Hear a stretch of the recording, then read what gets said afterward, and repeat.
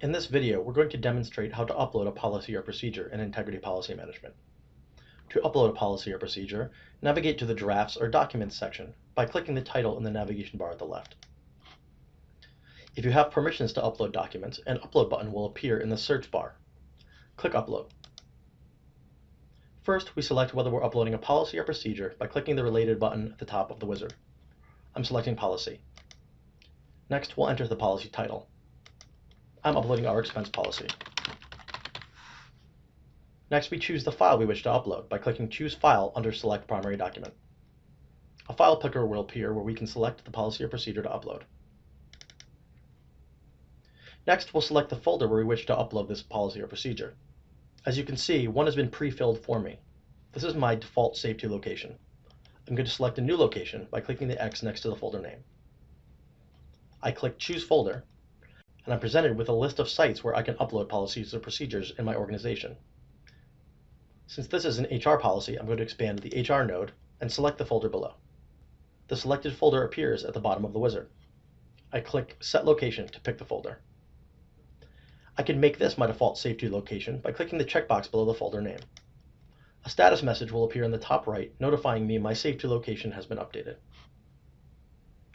I can also select related documents to relate to this policy or procedure by clicking Choose From under Select Related Documents. This brings up a search box where I can search for related policies or procedures that I've already uploaded to Integrity Policy Management. I'm going to select Time and Expense Entry as a related document. I'll click Add.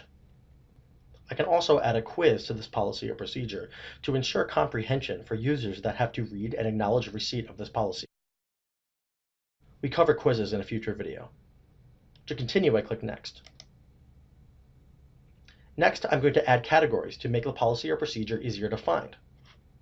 To do so, I click inside the policy box and I can begin typing. A filtered list of categories will appear below the box where I begin typing. I'm going to select Benefits. I can also click Choose From List. This will present me with all of the categories that I can choose from within my Integrity Policy Management installation. I'm going to select New Hire. As you can see, selected categories appear at the bottom of the wizard. To remove a selected category, I click the X next to the name. Click Add to continue. Next, I'm going to add a summary to my policy or procedure. Click Next to continue. On the approval screen, I can add an approval workflow to this policy or procedure. This is covered in a future video. On the Assign screen, I can assign owners to this policy or procedure. Owners are the people who are allowed to edit this policy or procedure. I'm going to add a colleague of mine by beginning to type his name. As you can see, a filtered list of names matching what I'm typing will appear below. I'm going to select Dwayne Darby. Next, I have to set my required acknowledgement audience. The required acknowledgement audience defines the list of people who will be required to acknowledge that they have read and understand this policy or procedure. I can add either people, Active Directory groups, or SharePoint groups. In this case, I'm going to add a colleague of mine, Rayburn Pierce. I begin typing his name, and a filtered list will appear below. I click Rayburn Pierce, and his name appears below the box. I can also choose from a SharePoint group by clicking Choose from SharePoint Groups. This presents me a list of all of the SharePoint groups that I have access to within this site. I'm going to choose Integrity Site Users and click Add. I can also set an optional acknowledgement audience. This audience will receive an email notifying them that the policy or procedure has been published, but they will not be required to read or acknowledge it. Click Next to continue. On this screen, I can set the task deadline. This defines the number of days, weeks, or months that an employee has to complete their acknowledgement task. I'm going to choose the default for the New Hire category, which is 14 days. Next, I can set a policy effective start and end date. The start date defines when the policy becomes available to end users. If I select a date in the future, the policy will not be available until that date. It will appear in drafts with a scheduled status. I also have to set a policy effective end date. This defines when the policy expires.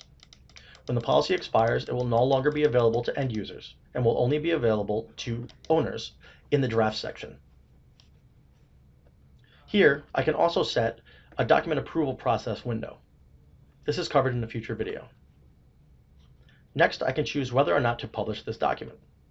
If I choose yes, the document will be published and available for end users. Since I wish to continue working on this before publishing, I'm going to select no. As you can see, the button at the bottom right has changed to Save as Draft. I click Save as Draft to upload this document as a draft. As you can see, the document was uploaded successfully. I can either click the X in the top right or anywhere outside of this notification window to dismiss it. When the draft screen loads, you can see the expense policy at the top. As you can see, the icon indicator indicates that this is currently in draft mode. This completes our video on how to upload a draft document.